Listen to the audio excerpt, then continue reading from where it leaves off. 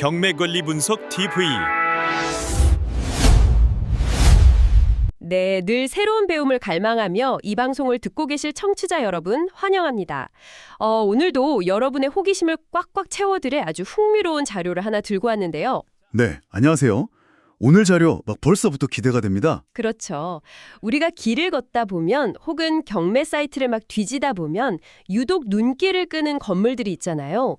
시세가 한 10억인데 유찰이 한두 번 되더니 갑자기 반토막, 심지어 막 3분의 1 토막이 나 있는 그런 물건들 말이죠. 아, 네네, 맞아요. 그래서 이거 완전 횡재 아니야? 하면서 로드뷰를 딱 켜보거나 현장에 가보면 여지없이 그 건물 외벽에 아주 무시무시한 빨간 글씨의 현수막이 펄럭이고 있습니다. 유치권 행사 중, 외부인 출입 금지. 네, 아주 살벌하죠. 지금 이 방송 들으시는 여러분도 길 가다가 이런 으스스한 현수막 한 번쯤은 보셨을 텐데요. 오늘 우리가 깊이 파헤쳐볼 주제가 바로 이 부동산 경매 시장에서 가장 싸 보이지만 사실은 가장 위험한 폭탄으로 불리는 유치권입니다. 네, 그 유치권이요. 사실 경매에 조금이라도 관심 있는 분들이라면 그 빨간 글씨가 주는 압박감을 잘 아실 텐데요. 원래 이 유치권이라는 제도가 정당하게 일한 사람을 보호하기 위한 되게 좋은 권리거든요. 원래는 좋은 추실인 거죠. 그렇죠. 건물을 지어줬거나 인테리어를 싹 해줬는데 돈을 못 받았다. 그러면 그 돈을 다 받을 때까지 건물을 내가 꽉 쥐고 안 돌려주겠다. 이렇게 할 수 있는 합법적인 권리니까요. 네네. 근데 문제는 이 경매 시장에 쏟아져 나오는 유치권 물건의 상당수가 가짜라는 데 있습니다. 가짜요? 와, 그래서 오늘 우리가 분석할 출처 자료가 바로 이 실전 경매 투자자를 위한 아주 구체적인 유치권 물건 분석 가이드입니다. 맞습니다. 아주 실용적인 자료죠. 네, 오늘 저희의 미션은 아주 분명합니다.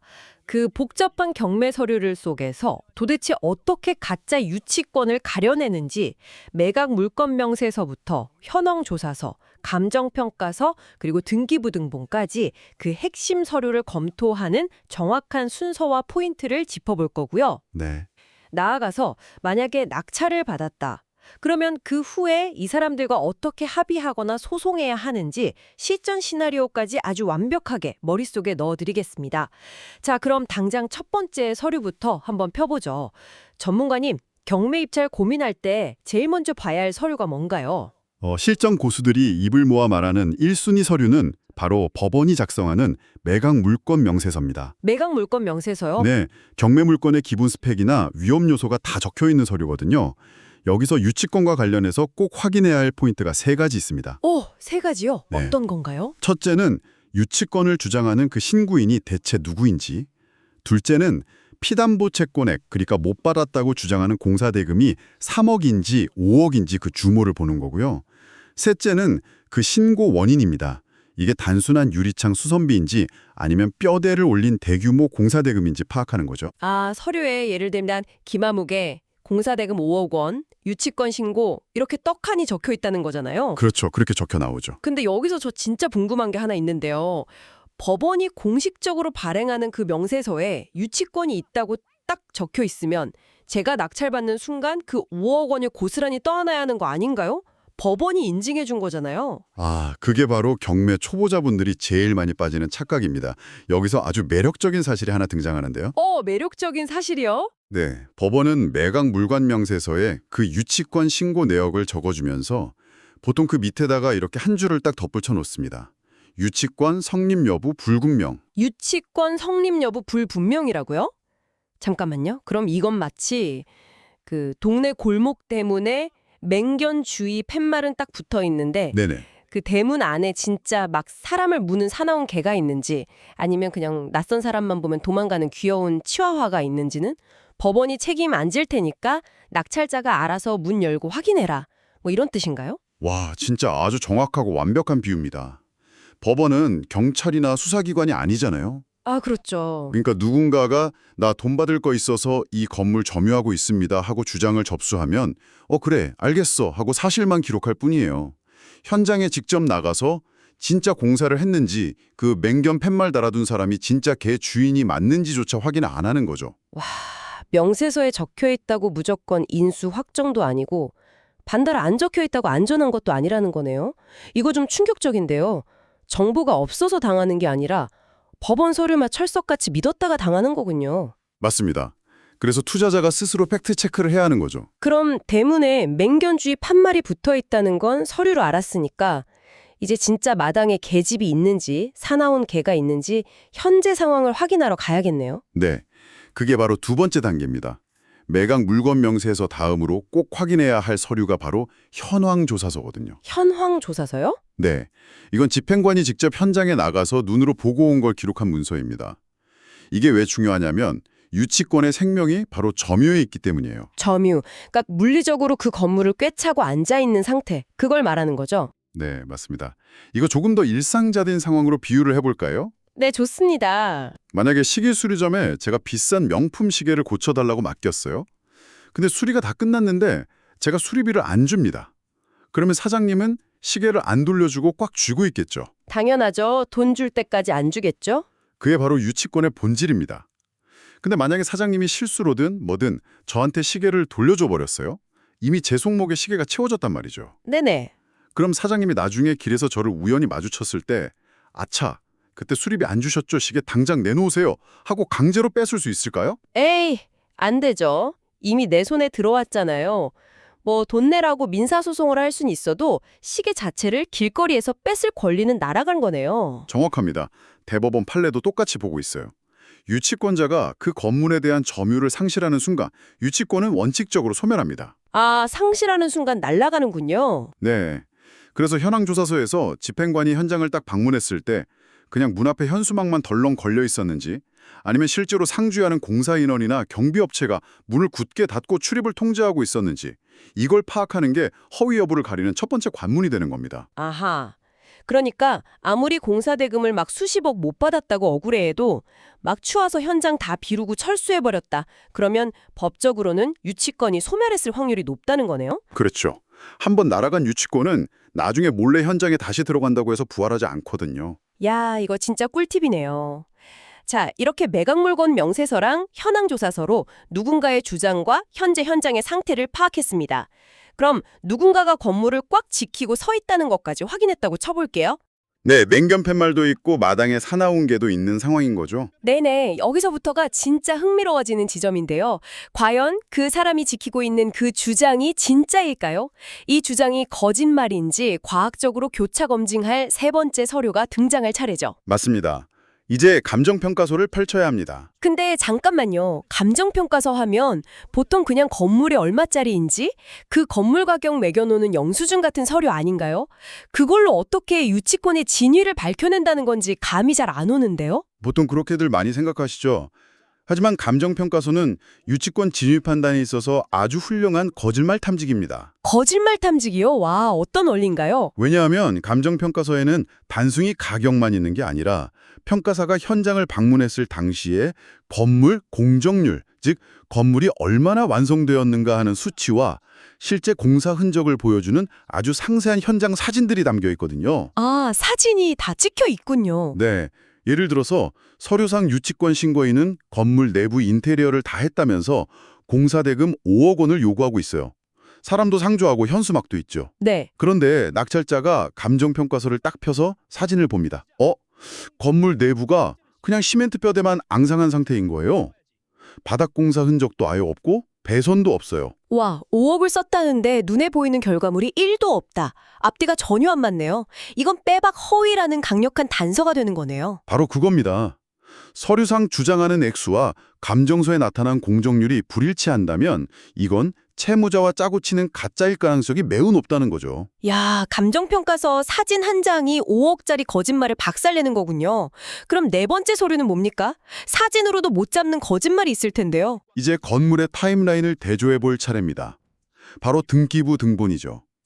여기서는 은행이 돈을 빌려주고 설정한 근저당권 설정일과 유치권자가 주장하는 공사 시기를 나란히 놓고 비교하는 겁니다. 근저당 날짜랑 공사 날짜의 비교요? 이걸 왜 비교해야 하는 거죠?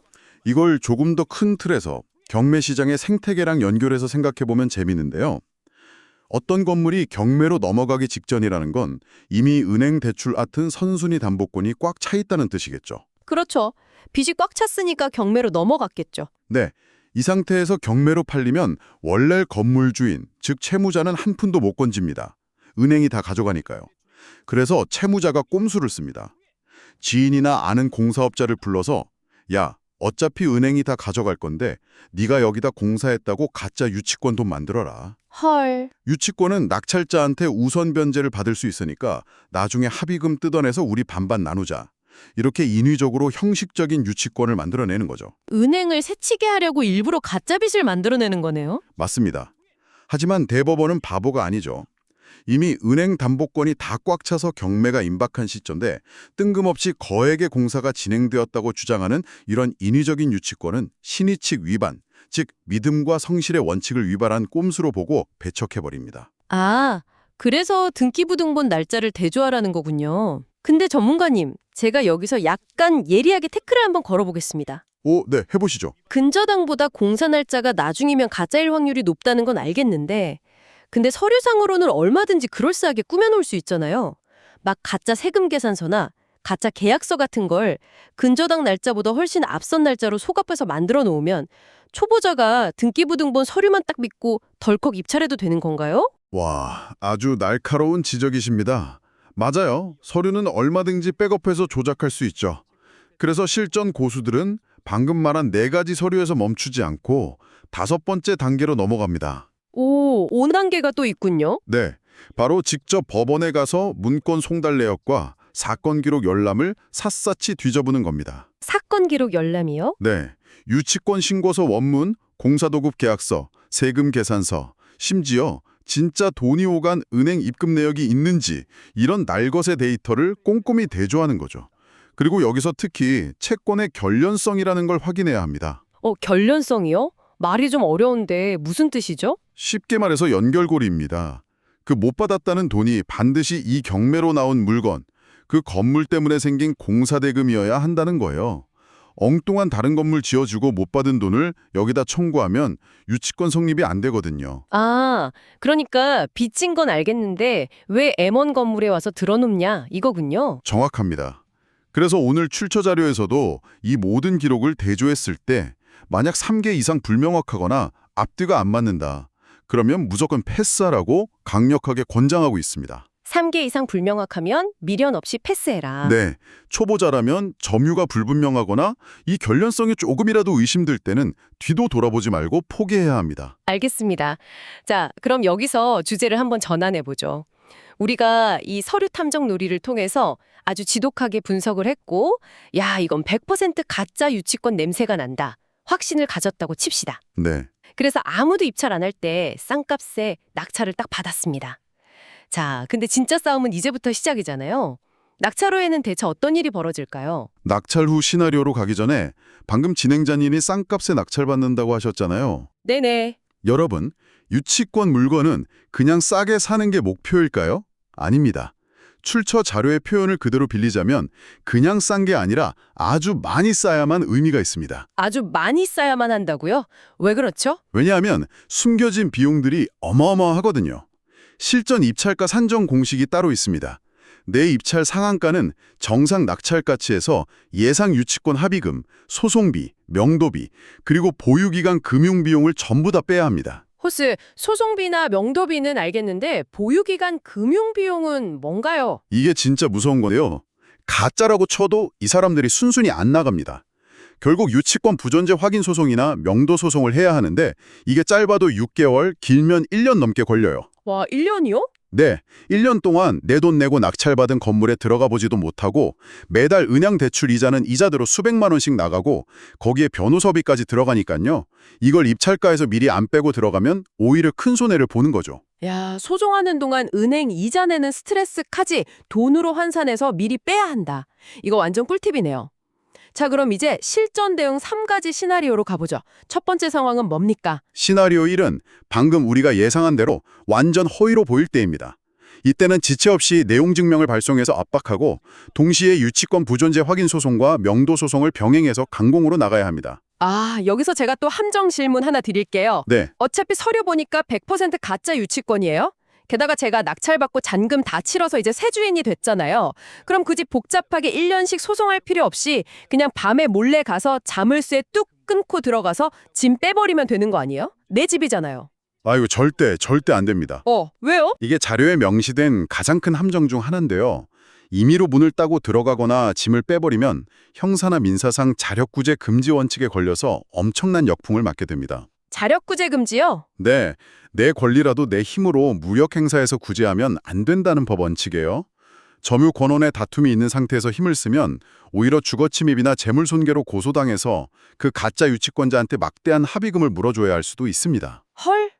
내 집인데 내 맘대로 자물쇠 부수면 오히려 제가 범죄자가 된다고요? 네, 단순 인도명령만으로는 해결이 안 되기 때문에 반드시 변호사 검토를 거쳐서 합법적인 소송 절차를 밟아야 합니다. 와, 속 시원하게 문부셨다가 큰일 날 뻔했네요. 이건 진짜 명심해야겠습니다. 그럼 두 번째 시나리오는요? 시나리오 2는 일부는 진짜 같을 때입니다. 공사는 하긴 했는데 한 1억짜리 해놓고 3억이라고 뻥튀기 하는 경우가 많거든요. 아, 뻥튀기. 네, 이때는 소송으로 가기보단 공사 내역의 거품을 쫙 빼면서 채권의 깎기 협상을 하는 게 낫습니다. 단 합의할 때 돈만 주면 안 되고 반드시 유치권 포기 그리고 즉시 인도라는 조건이 명시된 합의서를 무조건 받아내야 합니다. 나중에 딴소리 못하게 합의서에 도장 꽉 받아라. 알겠습니다. 마지막 시나리오 3은요? 시나리오 3은 현장이나 서류를 봤더니 진짜의 가능성이 높을 때입니다. 이때는 이미 입찰하기 전부터 이 합의 비용을 입찰가에 선반영했어야만 하죠. 무리하게 소송해봐야 지기만 하니까 정밀 검토 후에 원만하게 협상해서 인수하는 것이 유리합니다. 아, 진짜면 소송하지 말고 깔끔하게 줘라 이거군요. 자, 그렇다면 전문가님, 이 모든 게 결국 무슨 의미일까요? 처음에 봤던 매각물건 명세서의 무책임한 문구를 우리가 의심했고요.